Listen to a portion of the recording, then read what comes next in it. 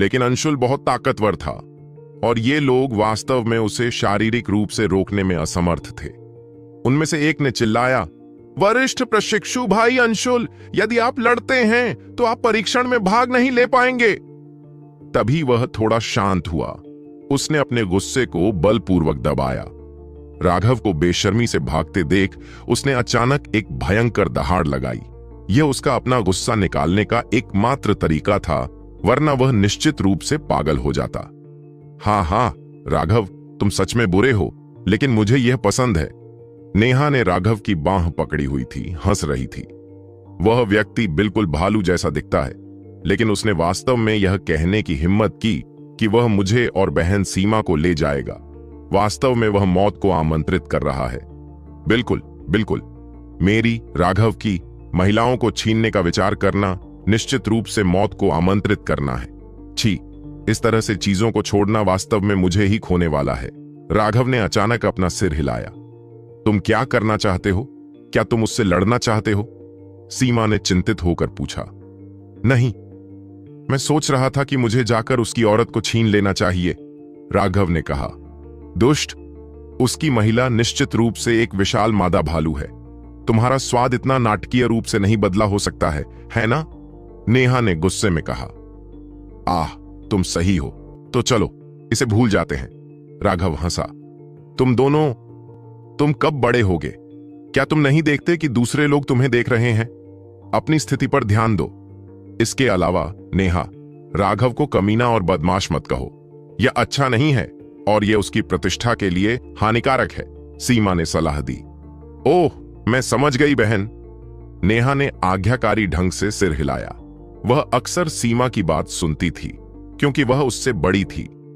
हे, ये ठीक है। यह नेहा का मेरे लिए स्नेह का शब्द है। ऐसा इसलिए है क्योंकि मेरा लक्ष्य हमेशा एक नया और बेहतर बदमाश बनना रहा है, राघव ने हंसते हुए कहा। जब दूसरे उसे बदमाश कहते थे तो यह अपमानजनक होता था, लेकिन जब नेहा ने उसे ऐसा कहा तो इससे उन दोनों को पहली बार साथ रहने की याद आ गई। राघव, नेहा इससे प्रभावित हुई। मूर्ख लड़की, तुम क्या चाहती हो? राघव, तुम बदमाश हो। सीमा अवाक रह गई। उसने अपनी गति बढ़ा दी।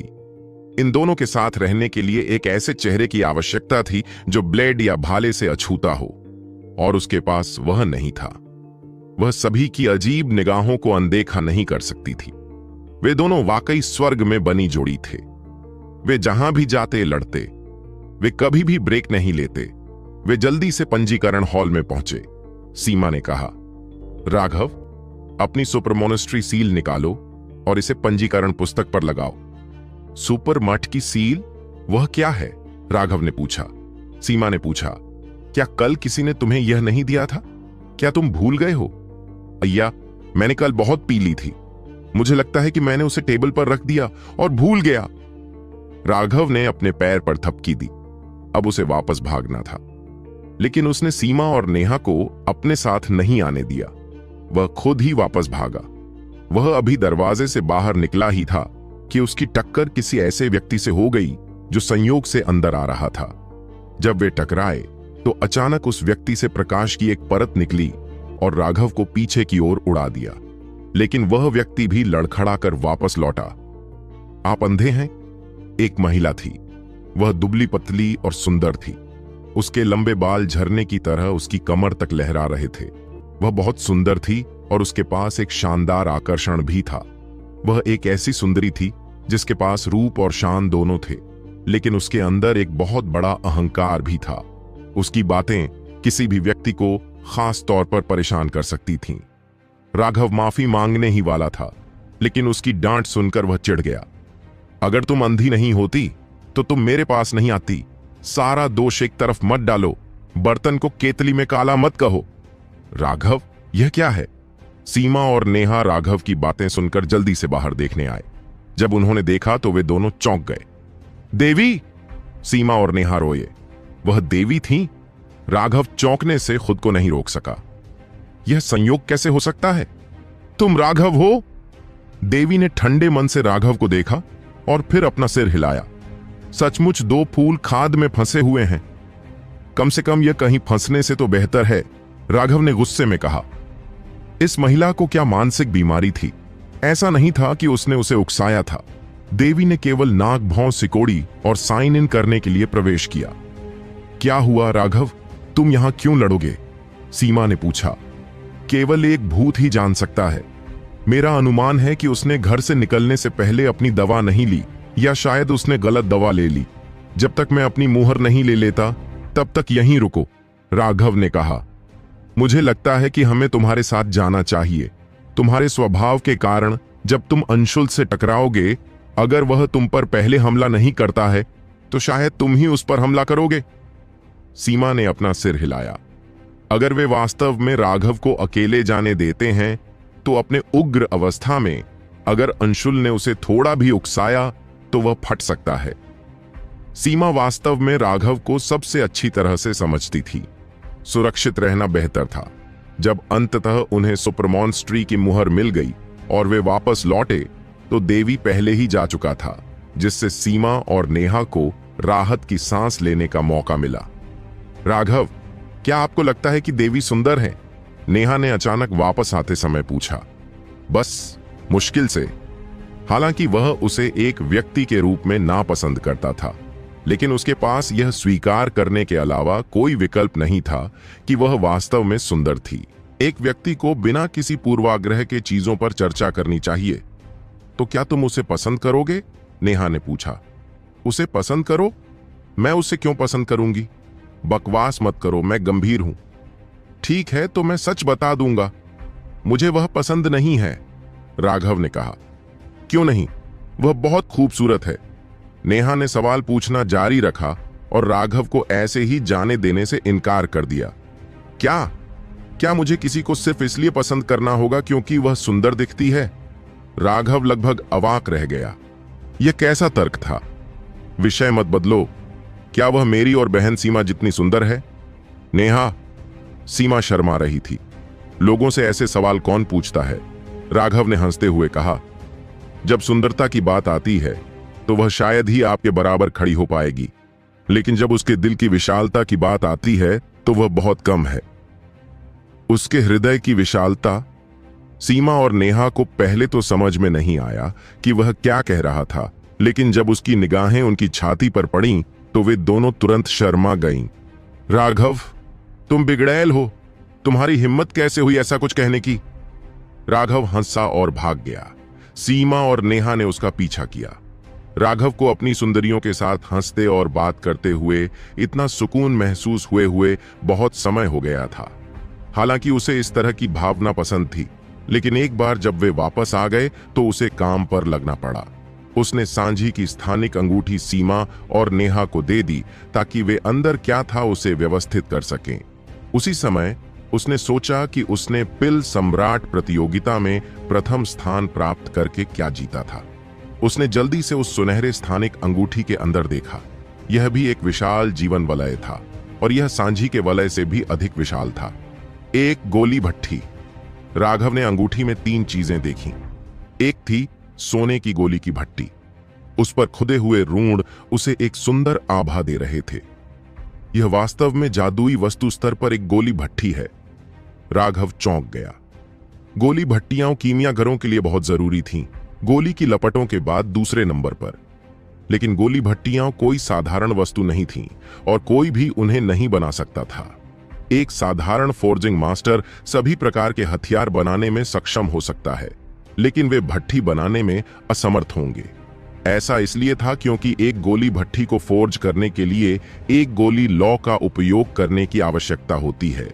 केवल गोली की लौ के उपयोग से ही भट्ठी में अपनी आध्यात्मिकता होगी। फिर अधिक गोलियों को परिष्कृत करने से यह खराब नहीं होगी, बल्कि इसे पोषण मिलेगा। जैसे जैसे यह अधिक गोलियों को परिष्कृत करेगी, इसकी गुणवत्ता बढ़ती जाएगी। एक गोली भट्टी का जितना अधिक उपयोग किया जाता था, वह उतनी ही अधिक मूल्यवान हो जाती थी। इसलिए सच्चे कीमियागर मरने से पहले हमेशा अपनी गोली भट्टी अपने सबसे प्रिय शिष्य को सौंप देते थे। हालांकि इस तरह का प्रभाव पाने के लिए गोली भट्टी को मंत्रमुग्ध स्तर तक पहुंचना था। अन्य गोली भट्टियों में भी थोड़ा पोषण प्रभाव हो सकता है, लेकिन वह प्रभाव अनिवार्य रूप से नगण्य था। मंत्रमुग्ध स्तर पर गोली भट्टियों में विशेष गठन रूण खुदे हुए थे। गोलियों को परिष्कृत करते समय वे रूण उनकी गुणवत्ता बढ़ाने के लिए आसपास की प्राकृतिक ऊर्जा को गोलियों में खींच लेते थे। कीमियागर अपनी आध्यात्मिक शक्ति का उपयोग उन रूणों के प्रभाव को बढ़ाने के लिए भी कर सकते थे, लेकिन हर कीमियागर के पास यह योग्यता नहीं थी। ऐसा इसलिए था क्योंकि गोली को परिष्कृत करना ही उनकी आध्यात्मिक शक्ति पर बहुत भारी पड़ता और उनके पास रूणों को सक्रिय करने के लिए कोई बची हुई ऊर्जा नहीं होती। लेकिन राघव अलग था। उसकी आध्यात्मिक शक्ति अविश्वसनीय रूप से विशाल थी और वह इसे पूरी तरह से इस्तेमाल करने में भी सक्षम नहीं था। यह भट्टी व्यावहारिक रूप से उसके लिए ही बनाई गई थी। हे एक खजाना, निश्चित रूप से एक खजाना। मैं अब आधे प्रयास से 2 गुनी तेजी से शोधन कर सकूंगा। राघव खुश था। सांझी के स्थानिक वलय में उसे 6ठी श्रेणी की गोली भट्टी मिली थी। यह निश्चित रूप से 6ठी श्रेणी की भट्टियों में सर्वोच्च श्रेणी की थी। उस समय उसने इसे सीधे आदिम अराजकता स्थान में फेंक दिया था, लेकिन इस जादुई स्तर की गोली भट्टी की तुलना में वह 6ठी स्तरीय भट्टी बिल्कुल कचरा थी। बस इस गोली भट्टी ने उसे पूरी तरह से संतुष्ट कर दिया। अब तक उसने करीब 1000 एनलाइटनमेंट पैलेस की गोलियां खा ली थीं, लेकिन चक्रवात अभी भी अपनी चरम अवस्था तक नहीं पहुंचा था। उसने अनुमान लगाया कि उस बिंदु तक पहुंचने के लिए उसे करीब 1000 और गोलियों की आवश्यकता होगी। मुख्य समस्या यह थी कि वह जो गोलियां खा रहा था उनकी गुणवत्ता पर्याप्त नहीं थी। शीर्ण केवल 1 रिंग की गोलियां ही परिष्कृत कर पाता था। यह उन गोलियों की तुलना में बहुत कम गुणवत्ता वाली थी जिन्हें उसने व्यक्तिगत रूप से परिष्कृत किया था, लेकिन उसके पास परिष्कृत करने के लिए पर्याप्त समय नहीं था। इस मंत्रमुग्ध स्तर की गोली भट्टी ने उसकी तत्काल जरूरतों में से एक को हल किया। हालांकि गोलियों की गुणवत्ता तुरंत बहुत अधिक नहीं होगी, लेकिन जैसे जैसे समय बीतता जाएगा, पृथ्वी की लौ और औषधीय गोलियों के पोषण के तहत यह गोली भट्टी बेहतर और बेहतर होती जाएगी, जिससे गुणवत्ता धीरे धीरे बढ़ जाएगी। भट्टी का जितना अधिक उपयोग किया जाएगा उतना ही बेहतर होगा। उसने सीधे गोली भट्टी को शीर्ण के पास फेंक दिया ताकि वह ज्ञानोदय महल की गोलियों को परिष्कृत करना जारी रख सके। उसे इस दौरान शीर्ण को परेशान करना होगा। आमतौर पर जब शीर्ण गोलियों को परिष्कृत नहीं कर रहा होता तो वह जानवर की लपटों से ऊर्जा को भस्म कर रहा होता। एक बार जब यह भर जाता तो यह काम करना जारी रखता। राघव अगली वस्तु की ओर बढ़ गया। यह एक प्रार्थना चटाई थी। यह 9 यांग स्वर्गीय गेंडा घास से बुना गया था। क्या पैसा है? राघव चौंक गया। यह एक तरह की बेहद जादुई घास थी जो किसी व्यक्ति की आत्मा को पोषण दे सकती थी। इसका एक डंठल 100 साल तक इस्तेमाल किया जा सकता था, लेकिन यह पूरी चटाई इसी से बुनी गई थी। इसमें कम से कम सैकड़ों डंठल होने चाहिए थे। दुर्भाग्य से, हालांकि यह एक अच्छा खजाना है और कीमियागरों के लिए व्यावहारिक रूप से एक दिव्य वस्तु है, यह मेरे लिए बेकार है। लेकिन सीमा और नेहा इसका उपयोग कर सकते हैं और यह सीमा के लिए विशेष रूप से फायदेमंद होगा क्योंकि वह एक शुद्ध आत्मा साधक है। उसके पास अभी कोई उपयुक्त घरेलू पालतू जानवर नहीं है और इसलिए उसे पूरी तरह से आत्मा कला पर निर्भर रहना पड़ता है। इस प्रार्थना चटाई के साथ उसकी साधना निश्चित रूप से तेजी से आगे बढ़ेगी और एक आत्मा साधक के रूप में उसकी नींव के अस्थिर होने की कोई चिंता नहीं है। मुझे लगता है कि मैं सबसे पहले एक डंठल निकालूंगा और इसे आदिम अराजकता स्थान में लगाऊंगा। इसके बाद वह तीसरे और अंतिम आइटम पर चले गए। यह तो, अरे, उन्होंने सचमुच मुझे धोखा दिया। अंतिम वस्तु एक औषधीय गोली थी। इसे प्राचीन गोली के रूप में जाना जाता था जो प्राचीन युग से चली आ रही थी। पिलदांव विविधताओं से भरा हुआ था। हालांकि अधिकांश औषधीय गोलियों को तुरंत या एक निश्चित समय के भीतर सेवन किया जाना चाहिए था, लेकिन कुछ नहीं, उन्हें लंबे समय तक संग्रहित किया जाना था। ये गोलियां एक विशेष परत से ढकी होती थीं जिसे गोली का आवरण कहा जाता था, जिससे वे सूर्य और चंद्रमा से ऊर्जा को अवशोषित कर गोली को पोषण दे पाती थीं। यह पोषण प्रभाव बहुत धीमा था। ऐसी गोलियों को परिष्कृत करने की विधि पहले ही लुप्त हो चुकी थी, इसलिए ऐसी गोलियां आम तौर पर केवल प्राचीन खंडहरों की खोज करते समय ही पाई जाती थीं, लेकिन सभी गोलियों को इतने लंबे समय तक संग्रहित नहीं किया जा सकता। कुछ गोलियां अंततः विषाक्त हो जाती हैं और जैसे ही आप उन्हें खाते हैं आप बढ़ सकते हैं। हालांकि यह गोली एक गोली के आवरण में ढकी हुई थी, लेकिन राघव बता सकता था कि यह कौन सी गोली थी। यह 7वीं श्रेणी की गोली थी, हिडन ग्लिफ टाइगर सोल पिल। इसका मुख्य घटक 7वीं श्रेणी का हिडन ग्लिफ टाइगर की आत्मा थी। हिडन ग्लिफ टाइगर प्राचीन काल का एक जादुई जानवर था, लेकिन तब भी यह अत्यंत दुर्लभ था। छिपे हुए ग्लिफ टाइगर के शरीर पर रेखाओं का एक सेट था। ये रेखाएं उनके जन्म के समय निर्धारित नहीं थीं। इसके बजाय ये रेखाएं उनके साधना आधार के बढ़ने के साथ लगातार बदलती रहती थीं। यह अफवाह थी कि छिपा हुआ ग्लिफ टाइगर कोई साधारण जादुई जानवर नहीं था। यह वास्तव में खेती करने के लिए स्वर्गीय दांवों को समझने पर निर्भर करता था। यह बिल्कुल बकवास जैसा लग रहा था। अगर जादुई जानवर स्वर्गीय दांवों को समझने पर निर्भर करते हैं, तो क्या वे जादुई जानवर भी होंगे? हालांकि इस तरह का पिछड़ा जादुई जानवर अस्तित्व में था। छिपे हुए ग्लिफ टाइगर की सार आत्मा में अत्यंत सघन स्वर्गीय दांव ऊर्जा थी। उस तरह की ऊर्जा बहुत चमत्कारी थी और किसी व्यक्ति को स्वर्गीय दांव को समझने में मदद कर सकती थी और उन्हें एक अड़चन से बाहर निकलने में मदद कर सकती थी। अनगिनत सालों तक सूर्य और चंद्रमा के सार को अवशोषित करने के बाद इसके छल्ले गायब हो गए थे। इसके बजाय गोली के बाहर एक आकृति देखी जा सकती थी। वह आकृति ऐसे घूम रही थी जैसे कि वह जीवित हो। यह गोली पहले ही उच्च श्रेणी की गोलियों की सीमा को पार कर शीर्ष श्रेणी के वर्गीकरण तक पहुंच चुकी थी। अगर राघव को समुद्र विस्तार तक पहुंचने के लिए शीर्ष श्रेणी की 7वीं श्रेणी की हिडन ग्लिफ टाइगर सोल पिल का उपयोग करना पड़े, तो यह एक खजाने की पूरी तरह से बर्बादी होगी। इससे भी महत्वपूर्ण बात यह है कि यह चीज मूलतः राघव के लिए बेकार थी। उसने 9 सितारा हेगमन बॉडी आर्ट की साधना की थी। उसका साधना पथ दूसरों से अलग था और इस गोली का उस पर कोई प्रभाव नहीं होगा। इसके अलावा ऐसा नहीं था कि वह इसका इस्तेमाल नहीं कर सकता था। दूसरों को भी इसकी कोई जरूरत नहीं थी। ज्ञानटियन क्षेत्र में सभी की नींव अतुलनीय रूप से ठोस थी। इस गोली के बिना भी वे आसानी से समुद्री विस्तार क्षेत्र तक पहुंच सकते थे। अगर मैं इस गोली में कुछ सामग्री मिला दूं, तो मैं इसे बड़ी बहन को दे सकता हूं। अगर वह भाग्यशाली रही तो उसके पास फाउंडेशन फोर्जिंग में सफल होने का एक निश्चित मौका होगा। फिर एक पूर्वज स्तर के विशेषज्ञ के समर्थन से क्या मैं ज्वानटियन दांव संप्रदाय में उतना पागल नहीं हो सकता था जितना मैं बनना चाहता था? मैं जिसे चाहूं उसे थप्पड़ मार सकता था। मैं जिसकी चाहूं उसकी औरतों को छीन सकता था। समुद्र विस्तार विशेषज्ञ के लिए इस गोली का प्रभाव थोड़ा कम होगा, लेकिन राघव को गोली भगवान की यादों में एक बहुत ही जटिल सूत्र मिला।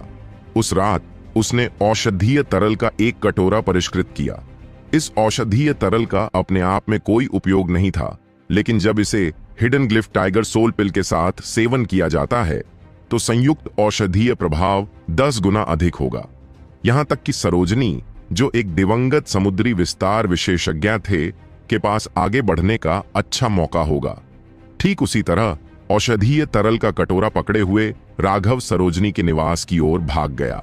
सरोजनी के निवास को छोड़ते हुए राघव प्रत्याशा से भर गया था। अगर सरोजनी फाउंडेशन फोर्जिंग तक पहुंच सकता तो उसे वास्तव में अपने लिए एक विश्वसनीय समर्थक मिल जाता। सरोजनी ने पहले तो राघव को औषधीय गोली और तरल पदार्थ लाते हुए देखकर उलझन में पड़ गई। राघव ने सीधे तौर पर बताया कि वे विशेष दवाएं थीं जिन्हें उसने सिर्फ उसके लिए परिष्कृत किया था। हालांकि उसे यह अजीब लगा क्योंकि उसे कीमिया के बारे में ज्यादा जानकारी नहीं थी। फिर भी उसने राघव पर अपने भरोसे के कारण उन्हें खा लिया। जैसे ही उसने ऐसा किया, उसकी अभिव्यक्ति एक जंगली खुशी में बदल गई। उसने तुरंत महसूस किया कि उसकी मानसिक स्थिति शून्यता की स्थिति में प्रवेश कर गई है और स्वर्गीय दांवों की उसकी धारणा धीरे धीरे स्पष्ट हो गई। सबसे बड़ा लाभ यह हुआ कि उसे लगा कि उसकी अड़चनें कुछ कमजोर हो गई हैं। वह इस भावना से बहुत परिचित थी। उसने पहले भी 3 बार ऐसा महसूस किया था। दुर्भाग्य से वह कभी भी उस अवसर को नहीं पकड़ पाई थी। अब राघव की याद दिलाए बिना उसे तुरंत पता चल गया कि उसे क्या करना है। उसने इस अवसर का लाभ उठाने के लिए एक पूर्ण ध्यान अवस्था में प्रवेश करने पर ध्यान केंद्रित किया। समुद्री विस्तार विशेषज्ञों के लिए फाउंडेशन फोर्जिंग की ओर बढ़ना केवल अवरोध पर हमला करने जितना सरल नहीं था। सरोजनी लगभग 500 वर्षों से लेट सी एक्सपेंशन क्षेत्र में थी। उसने फाउंडेशन फोर्जिंग पर 3 बार हमला करने की कोशिश की थी, लेकिन वह असफल रही थी। बल के माध्यम से फाउंडेशन फोर्जिंग तक पहुंचने की कोशिश करना बेकार था। यह एक निश्चित प्रकार के अवसर को पकड़ने पर निर्भर करता था जो स्वर्गीय दाओस आपको प्रदान करता था। जब किसी व्यक्ति का मन पूरी तरह से शांत अवस्था में पहुंच जाता है तो उस अवसर को पकड़ना आसान हो जाता है, लेकिन दुनिया अनगिनत चिंताओं से भरी हुई थी। कोई भी वास्तव में अपने मन और दिल को शांत अवस्था में नहीं रख पा रहा था, जिसमें कोई विचलित करने वाले विचार न हो। 3 बार असफल होने के बाद सरोजनी पहले से ही थोड़ा निराश हो चुकी थी। पिछले 300 सालों में उसे ऐसा मौका नहीं मिला था। उसने पहले ही मान लिया था कि वह कभी भी फाउंडेशन फोर्जिंग तक नहीं पहुंच पाएगी। अब राघव ने उसे एक और मौका दिया था। इसके अलावा स्वर्गीय दाऊस के बारे में उसकी समझ पहले कभी इतनी स्पष्ट नहीं थी। वह इस अवसर को जब्त करने और एक अमर मंच बनाने के अपने प्रयास में पूरी ताकत लगा देगी। फाउंडेशन फोर्जिंग का मतलब विस्तारित समुद्र के ऊपर एक मंच बनाना था। इस मंच को कभी कभी अमर मंच कहा जाता था। इसे कभी कभी दांव मंच भी कहा जाता था। यह आपके अमर या भगवान बनने के अवसर की नींव थी। यह कहा जा सकता है कि आप तभी सच्चे साधक बन सकते हैं जब आप फाउंडेशन फोर्जिंग तक पहुंचे। जहां तक उन तथाकथित अमर और देवताओं का सवाल है, वे सिर्फ एक किंवदंती थे, लेकिन यह सच था कि एक बार जब आप फाउंडेशन फोर्जिंग तक पहुंच जाते हैं तो आपका जीवन काल बहुत बढ़ जाता है। समुद्र विस्तार विशेषज्ञों का जीवन काल लगभग 1500 वर्ष था। हालांकि सरोजनी का जीवन काल केवल 1200 वर्ष होगा।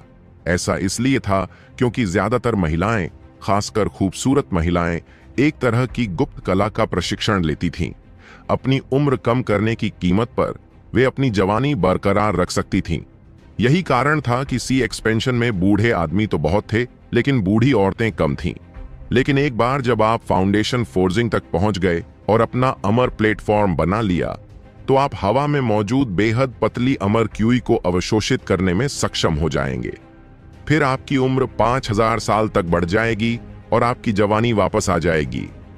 राघव सिर्फ इतनी ही मदद कर सकती थी, बाकी सब सरोजनी पर निर्भर था।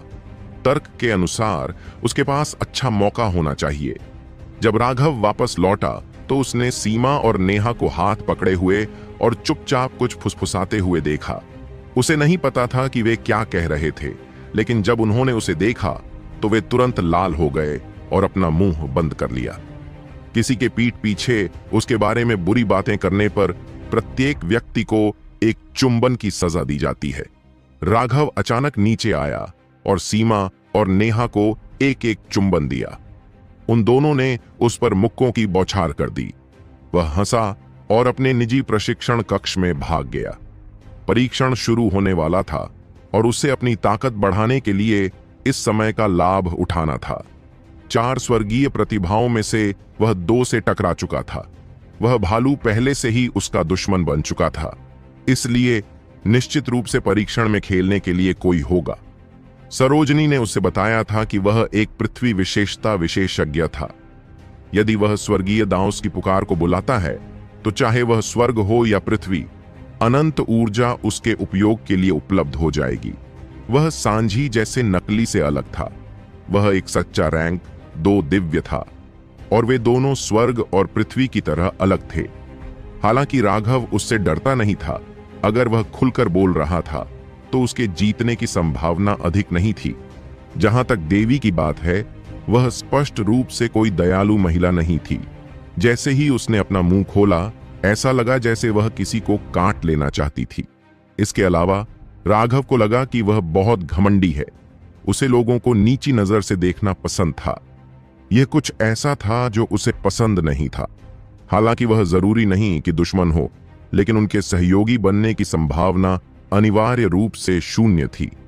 जहां तक बाकी दो लोगों का सवाल है, उसे संदेह था कि वे उसके प्रति अच्छा व्यवहार करेंगे, खासकर वाटर पाइप के प्रति।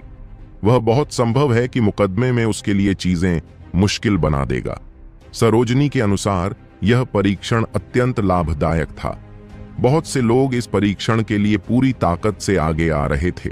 ऐसा इसलिए था क्योंकि राघव जानता था कि यह परीक्षण इतना महत्वपूर्ण था कि उसे भरोसा था कि अंशुल निश्चित रूप से सभी ईंटों को साफ कर देगा ताकि वह भाग ले सके। अभी राघव को तुरंत अपनी ताकत बढ़ाने की जरूरत थी, अन्यथा परीक्षण में वह दबा दिया जाएगा। फिर यह इतना मजेदार नहीं होगा। उसने अपनी गोली भट्टी निकाली। चक्रवात को संघनित करने के लिए उसे व्यक्तिगत रूप से कुछ उच्च श्रेणी की गोलियों को परिष्कृत करने की आवश्यकता थी। कितना ताजा है। राघव ने अभी अभी भट्टी खोली ही थी कि उसमें से मंद मंद चमक आने लगी। जैसे जैसे वह अपनी आध्यात्मिक शक्ति उसमें डालता गया, भट्टी के ऋण और अधिक चमकीले होते गए। लगभग ऐसा लग रहा था जैसे वे जीवित हों। उसने अभी पाउडर डाला ही था कि वे तुरंत एक हो गए। गोली भट्टी ने उसे बहुत अधिक नियंत्रण दिया और उसे अचानक आग बढ़ने और सामग्री को राख में बदलने के बारे में चिंता करने की जरूरत नहीं थी। इसके अलावा गोली भट्टी के रण उसकी आध्यात्मिक शक्ति द्वारा सक्रिय हो रहे थे, जिसने हवा की ऊर्जा को अवशोषित कर लिया और उसे गोलियों में डाल दिया। भट्टी थोड़ी हिली। राघव दंग रह गया। उसने वास्तव में इसे इतनी जल्दी परिष्कृत कर दिया था। ढक्कन खोलकर उसने 9 जेड जैसी चमचमाती गोलियां देखीं जो अभी भी भट्टी में धीरे धीरे घूम रही थीं। अरे, ये सब 9 रिंग वाली गोलियां हैं। ये बहुत ही आश्चर्यजनक है। राघव ने घुटन भरी सांस ली। यह सबसे अच्छी गोली भट्टी थी जो उसने कभी देखी थी। अपनी खुशी में उसने एक ही बार में गोलियों की 9 भट्टियों को परिष्कृत किया और वे सभी 9 अंगूठी वाली गोलियां थीं। और उसकी आत्मा के पोषण के साथ गोली की भट्टी और भी बेहतर हो गई। उसके बाद उसने भट्टी को वापस आदिम अराजकता स्थान में रख दिया और शीण को अपने आप परिष्कृत करने के लिए कहा। किसी भी मामले में शीण के पास करने के लिए कुछ भी बेहतर नहीं था। जानवरों की लपटें जो उसने सीमित कर रखी थीं, वह उसे पूरे दिन की वसूली के बाद केवल एक बार ऊर्जा देने में सक्षम थीं। शीण के पास दिन के बाकी समय में करने के लिए कुछ और नहीं था, इसलिए यह सीधे राघव का मेहनती प्रशिक्षु बन गया। जैसे जैसे शीण की ताकत बढ़ती गई, उसकी बुद्धि भी बढ़ती गई। वास्तव में इसने थोड़ी सी आत्मिक ऊर्जा को जन्म दिया। यह राघव के साथ सरल विचारों का संचार करने में सक्षम था और यह परिष्कृत करते समय अपनी आत्मिक ऊर्जा का उपयोग भी कर सकता था। धमाका। राघव के शरीर से एक धमाकेदार आवाज आई। वह खुश था, यह सोचकर कि चक्रवात पूरी तरह से बन चुका है, लेकिन फिर उसे एहसास हुआ कि वह गलत था। इसके बजाय वह ज्ञानटियन के तीसरे स्वर्ग चरण में आगे बढ़ चुका था। यद्यपि उसने जानबूझकर साधना नहीं की थी, फिर भी 1000 से अधिक ज्ञानोदय महल की गोलियों में मौजूद ऊर्जा की प्रचुर मात्रा ने उसकी साधना के आधार को और अधिक ऊंचा कर दिया था। कुछ ही घंटों में 81 9 रिंग एनलाइटनमेंट पैलेस गोलियां खा ली गईं। यह कहने की जरूरत नहीं है कि 9 रिंग गोलियों में निहित ऊर्जा वास्तव में बहुत बड़ी थी। चक्रवात बहुत बड़ा हो गया था। राघव ने अनुमान लगाया कि वह सिर्फ 100 और गोलियों से इसे पूरी तरह गाढ़ा कर देगा। वह शोधन जारी रखने ही वाला था कि नेहा ने उसे आवाज दी। सभी लोग इकट्ठे हो गए थे। परीक्षण शुरू होने वाला था। राघव ने सफाई की और नेहा के साथ बाहर चला गया। वह अब भी बाहर आया ही था कि उसने सीमा को सरोजनी से बात करते देखा। यह एक विफलता थी। राघव सरोजनी को देखकर निराश होने से खुद को नहीं रोक सका। उसकी आभा में जरा भी बदलाव नहीं आया था। सरोजनी अपनी भावनाओं को दबाने की पूरी कोशिश कर रही थी, लेकिन वह अपनी आंखों में उत्साह और खुशी को छिपा नहीं पा रही थी। उसने उससे सच्चाई नहीं छिपाई। उसने फुसफुसाते हुए कहा, यह एक सफलता थी, लेकिन आपकी आभा मूर्ख नींव बनाने का क्षेत्र अन्य क्षेत्रों से अलग है। भले ही मैं इस अवसर का लाभ उठाने में कामयाब रहा, लेकिन नींव को संघनित करने में बहुत समय लगता है। केवल बहुत समय और प्रयास के माध्यम से ही अमर मंच बनाना संभव है। केवल एक बार जब अमर मंच आकार ले लेगा तो मैं स्वर्गीय क्लेश के बपतिस्मा से गुजरूंगा और दुनिया में अमर आध्यात्मिक क्यूई को महसूस करने में सक्षम हो जाऊंगा। तभी मैं एक सच्चा पूर्वज स्तर का विशेषज्ञ बन पाऊंगा। मैंने पहले ही अपने क्यूई सागर में नींव को संघनित करना शुरू कर दिया है। दूसरे शब्दों में, मैं जल्दी ही एक पूर्वज स्तर का विशेषज्ञ बन जाऊंगा। यह सिर्फ इतना है कि अन्य लोग अभी तक इसे महसूस करने में सक्षम नहीं हैं। सरोजनी के चेहरे पर लगातार गंभीर और सख्त अभिव्यक्ति अंततः गायब हो गई। वह अपनी जवानी के वसंत में एक महिला की तरह लग रही थी और उसके चेहरे पर उत्साह की मुस्कान दिखाई दी। हाँ, बधाई हो बड़ी बहन। क्या इसका मतलब यह नहीं है कि मैं अब ज्वांतियान दाओ संप्रदाय में जितना चाहूं उतना पागल हो सकता हूं? राघव भी अतुलनीय रूप से उत्साहित था। एक विश्वसनीय समर्थक होने का एहसास वाकई अच्छा था। उसकी दुष्ट मुस्कान देखकर सरोजनी का उत्साह कम से कम आधा हो गया। उसने चेतावनी दी, राघव, तुम छोटे बदमाश, बेहतर होगा कि तुम जानबूझकर कोई परेशानी न पैदा करो।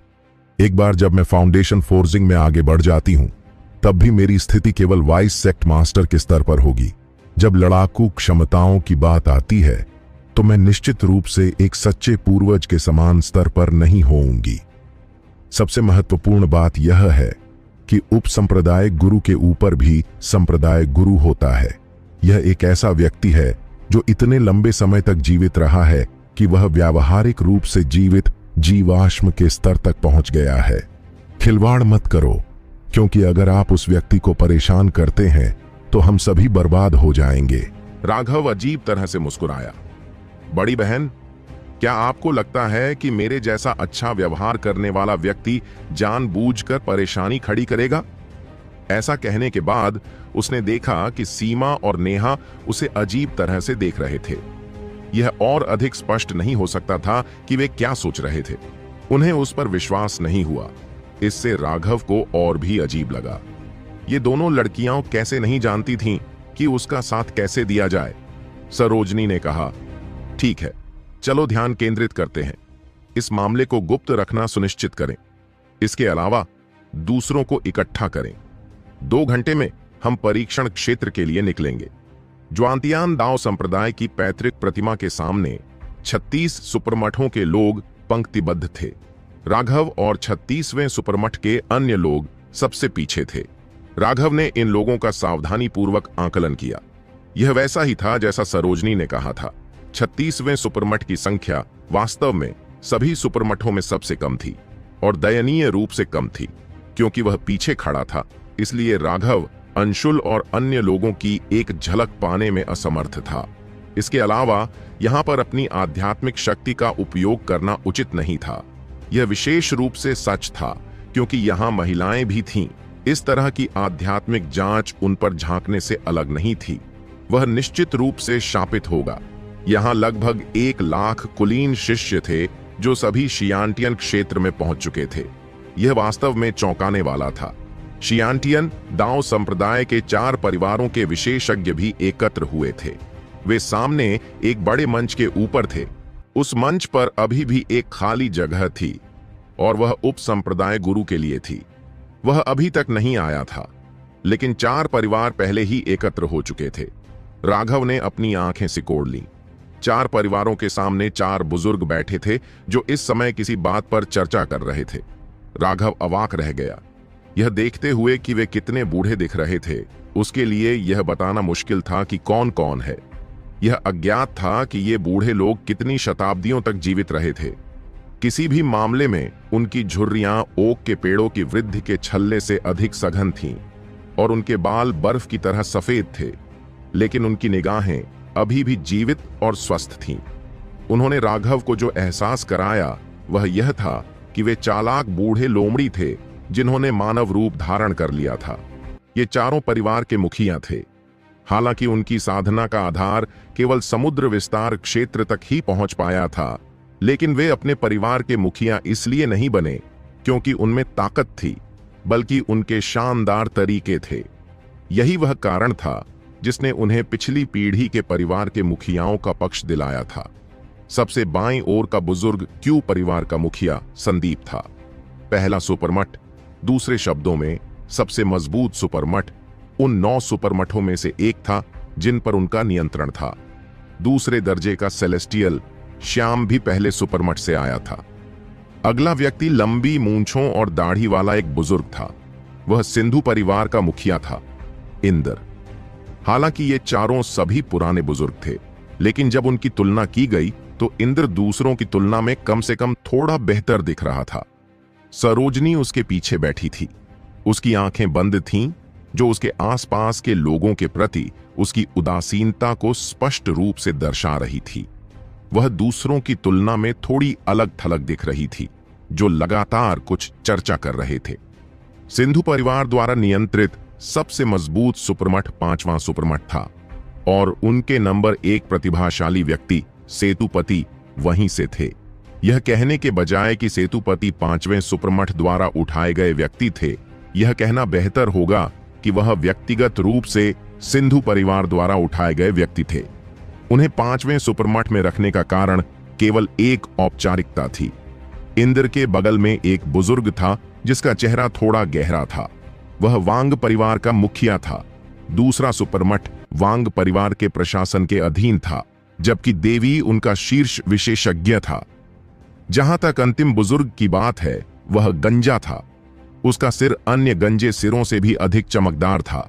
ऐसा लग रहा था मानो उसने उस पर मोम लगा दिया हो। उससे परावर्तित होने वाली रोशनी पूरे स्वर्ग और पृथ्वी को प्रकाशित कर सकती थी। अभी दोपहर हो रही थी और दूर से देखने पर ऐसा लग रहा था जैसे 2 सूरज हों। यह गंजा बुजुर्ग सिंधु परिवार के कट्टर दुश्मन गुप्ता परिवार के मुखिया अशरफ से था। हालांकि शुई और झोऊ परिवारों में आपस में बनती नहीं थी, लेकिन जब चारों परिवार के मुखिया आपस में बातचीत करते थे तो ऐसा लगता था कि वे बहुत ही सौहार्दपूर्ण तरीके से बातचीत कर रहे हैं। भाई इंद्र, बधाई हो, आपके सिंधु परिवार में न केवल सेतुपति है बल्कि अब राघव भी वापस आ गया है। यह जश्न मनाने का कारण है, अशरफ ने मुस्कुराते हुए कहा। हाँ, यह पुराने पूर्वज का आशीर्वाद है। वह किसी प्रतिभाशाली व्यक्ति को इस तरह गिरने नहीं देगा। आपकी देखभाल के लिए बहुत बहुत धन्यवाद भाई अशरफ, इंद्र ने जवाब दिया। वह जानता था कि यह बूढ़ा व्यक्ति उसकी जांच कर रहा था। जैसी कि उम्मीद थी, अशरफ ने कहा, मैं और अन्य लोग बहुत उत्सुक हैं। राघव उस स्वर्गीय दंड से कैसे बच गया? आखिरकार भ्रष्ट मार्ग के 5 समुद्री विस्तार विशेषज्ञ, 9 दिव्य देवता और 80,000 कुलीन शिष्य सभी इसके द्वारा नष्ट कर दिए गए थे। उनमें से एक भी जीवित नहीं बचा, लेकिन राघव बच गया। यह वास्तव में हैरान करने वाला है। अशरफ की बात तो दूर, अन्य 2 परिवार के मुखिया भी यह सुनकर चौंक गए कि राघव वापस आ गया है। अराजकता क्षेत्र में जो कुछ हुआ था वह ज्वांतियान दाव संप्रदाय में कोई रहस्य नहीं था। हालांकि यह मामला मुख्य रूप से पिलटॉवर के हुओ परिवार के कारण हुआ था, लेकिन गुप्ता परिवार ही मध्यस्थ की भूमिका में था। फोटोग्राफिक जेड इसका सबूत था और इसी वजह से उपसंप्रदाय के गुरु का गुस्सा भड़क उठा था। गुप्ता परिवार ने इस मामले को निपटाने के लिए बहुत मेहनत की थी। उन्होंने न केवल देवयानी और उसके बेटे को बलि का बकरा बनाया था, बल्कि उन्होंने सरोजनी को मुआवजे के रूप में बहुत सारे संसाधन भी दिए थे। लेकिन एक बार जब वह मुआवजा दे दिया गया, एक बार जब उनके लोग मारे गए, एक बार जब उन्होंने उन संसाधनों को खो दिया, तो राघव अचानक जीवित और स्वस्थ वापस आ गया। इससे अशरफ को लगा कि उसने बकवास निगल लिया है। उन्हें यह भी संदेह था कि वे सब जानते थे कि राघव की मृत्यु नहीं हुई है। यह सब उनके गुप्ता परिवार को धोखा देने के लिए किया गया था। हाँ, भाई अशरफ, आप वाकई कमाल के हैं। आप उनकी संख्या और स्तर के बारे में भी इतने स्पष्ट हैं। ये वाकई एक व्यक्ति को सोचने पर मजबूर करता है। इंद्र ने भयावह रूप से हंसते हुए कहा, क्या सोच रहे हो भाई इंद्र, बकवास मत करो। अशरफ की अभिव्यक्ति डूब गई। इंद्र स्पष्ट रूप से यह कहना चाह रहा था कि उसने भ्रष्ट मार्ग के साथ मिली भगत की है। यह आरोप कुछ ऐसा था जिसे वह सहन नहीं कर पाएगा और ऐसा कुछ था जिसका परिणाम पूरे परिवार का विनाश होगा। राघव की स्थापना के मामले ने उपसंप्रदाय के गुरु के क्रोध को आकर्षित किया था, क्योंकि भ्रष्ट मार्ग ने भाग लेना समाप्त कर दिया था। अगर ऐसा था तो यह आंतरिक संघर्ष से पूरी तरह से अलग था। अगर उन्होंने हुओ परिवार पर सारा दोष नहीं डाला होता तो उनका गुप्ता परिवार वास्तव में इसके परिणामों को सहन करने में सक्षम नहीं होता। भाई अशरफ, आप बहुत संवेदनशील हैं। मेरा मतलब था कि मुझे लगता है कि आपको जानकारी इकट्ठा करना पसंद होगा। यह आपके लिए कठिन होगा, इंद्र ने हंसते हुए कहा।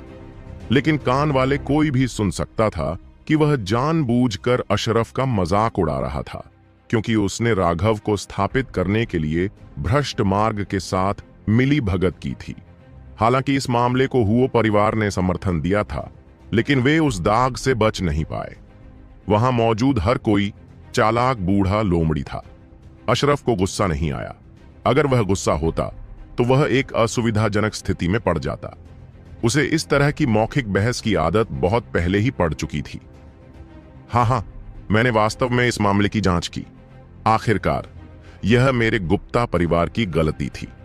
हमने पतित शिष्यों को जन्म दिया जो दूसरों के बहकावे में आकर कुछ मूर्खतापूर्ण काम कर बैठे। परिवार के मुखिया के रूप में मैं स्वाभाविक रूप से उस दोष का कुछ हिस्सा साझा करता हूं। इसलिए मैंने राघव को न्याय दिलाने के लिए इस मामले की गहराई से जांच की। अन्यथा मैं इन शिष्यों का सामना कैसे करूंगा? अशरफ ने शर्म से आह भरी। यह अफसोस की बात थी कि राघव उसके इतने करीब नहीं था।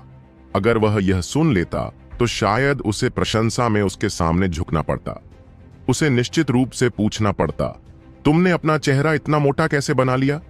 लेकिन ये बूढ़े लोग बिना किसी हिचकिचाहट के शर्मनाक और निर्लज्ज कृत्य करने में सक्षम थे।